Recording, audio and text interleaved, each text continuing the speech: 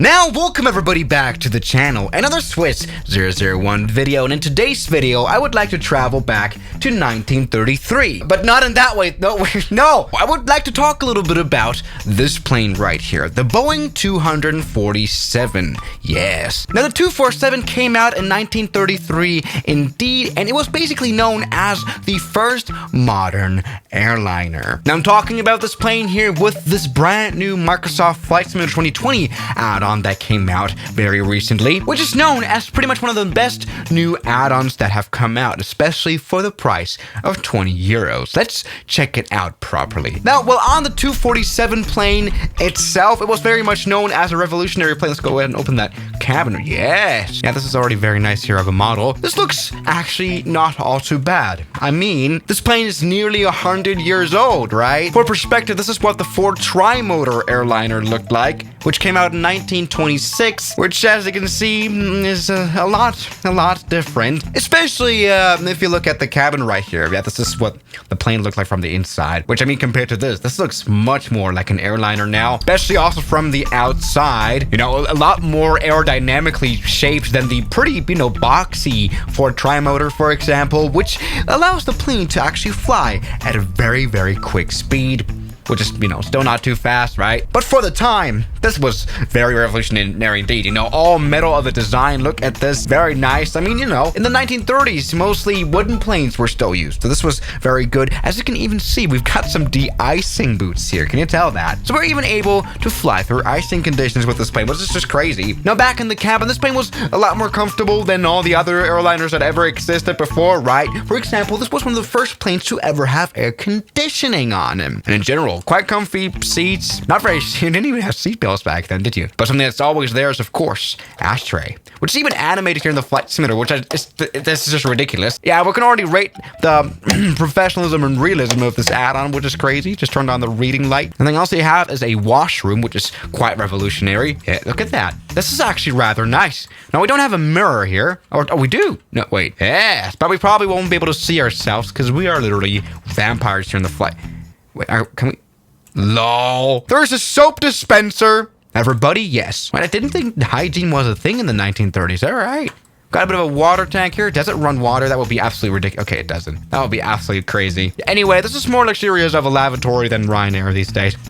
Or the PC-12, perhaps. All right, let's go ahead and get that door closed. And let's get this plane ready for flying. This is really where we get to the realism of this plane here, of this add-on.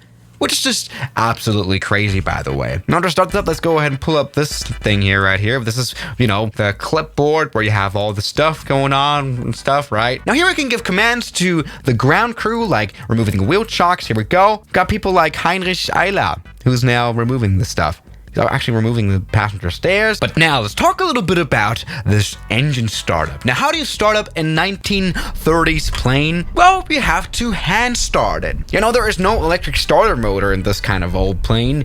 No, there had to be someone on the ground starting the airplane from outside. So let's do that now. We literally have to do it ourselves. So what we have to do is we have to get, of course, a ladder to stand on. Right, here's the ladder of the left engine. And then we have to attach a starter crank, which Jack is doing now. And then we will soon have to spin that ourselves. Great. This plane is so realistic that it almost has become annoying at this point, right? There are just forums full of confused people trying to start up the airplane. All right, let's go to the tanks. Here we go. Some mixture. I really don't know what I'm doing. I hope this is gonna work. Now here's the master ignition switch, and I guess this plane's already ready for startup. So let's go ahead and spin on this cranking wheel a little bit. Yes. By the way, ridiculous. Now we have to hold it right here. Looking good. Yes! Look at that! That's gone. Whoa! All right, we started up the left engine. Doesn't sound very healthy, but there we go. Looking fine. Let's also turn on the other engine right here. Oh, and actually, I do like the sound. This is very bassy, very full. Yeah, let's get rid of the ladders right here, you know. Now, by the way, we can open the windows. Yeah, plane's rather loud. Come on. shut that up. All right, then. I guess the plane's ready for flying or something. Yeah, this is just, by the way, absolutely ridiculous. But by the way, something we can do is tap the instruments and see if they work, right? You know, this is very cliche, but this is crazy. All right, but enough of messing around. Maybe go ahead and finally start flying with our 247. Now, this is after all still a tail wheeler, so taxiing this will be a little bit of a pain in the ass. Nice full right turn. Looking good. Let's now go ahead and taxi onto the runway here of Courchevel Airport. Now, something you would do before taking off, of course, is putting out the flaps. But that doesn't work here because you have literally no flaps. This plane is so old school, it doesn't even have flaps. I just noticed that as well. There's like no tab here. It's just absolutely crazy. But anyway, let's maybe go ahead and fly this now, I guess. I hope this is going to work out anyway without flaps here at Courchevel Airport. I mean, something that, you know, these old planes are known for is not needing a long runway because, you know, big airports and long runways just didn't exist back then. So taking off shouldn't be that much of an issue. Yeah, oh, there we go.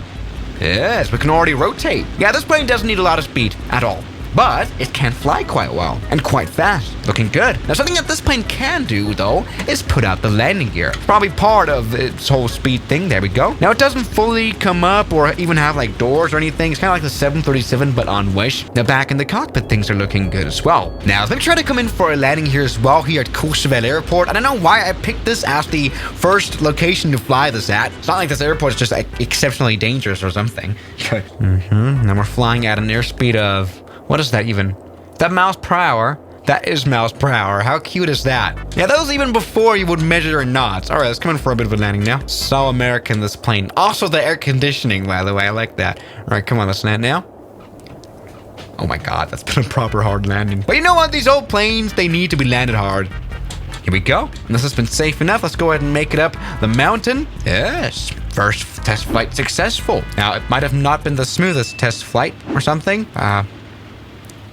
I'm sorry, but this was fine. Now, I would also like to try out this little airport here in the French Alpine Mountains, Meribel. Even shorter of a runway, so this is going to be a little bit more interesting. All right, let's get rid of some speed. Shut up. What's that even supposed to mean here? Let's come in for a landing now. Okay, come on, let's do it. Yes. All right. That's been a... Oh. All right, that's a little bit awkward now. We have landed without the landing gear being down. But what we can see here is... yeah, I just wanted to demonstrate this. Look at this. Yes, we've got broken propeller animation, which I think is super cool. That's nice. Yeah, but I did kind of touch down without the landing. Yeah. Whoopsies. But we survived anyway, but to get out of this wreckage, let's now go ahead and release this bar right here, which will help us get out of the airplane. Yeah, this is some sort of escape flap. Kind of like you have like in an MD-80 or something. Get out. Yeah, just the features that we'd like to see. So yes, what can we say? The 247, little bit of a history lesson. This plane was a game changer for America and for the whole of the world. And I'm so glad that we have a very nice model here for the flights. I mean, I very much recommend this. $20 is just absolutely crazy. That was a voice crack. And so, yeah, guys, thank you so much for watching today's video, and I'll see you guys tomorrow. As always, good night. Now, thank you to all my members here on YouTube, like Mike, Jacob, Tanner, Mubarak, Darren K, Oman the Human, Robbie, Tim, Matt, Sleepy Boy, Calvin, Kelly Chaos, Ryland, Moritz, Jackie Boy, New York, Shadow, Noah, and Death Rider.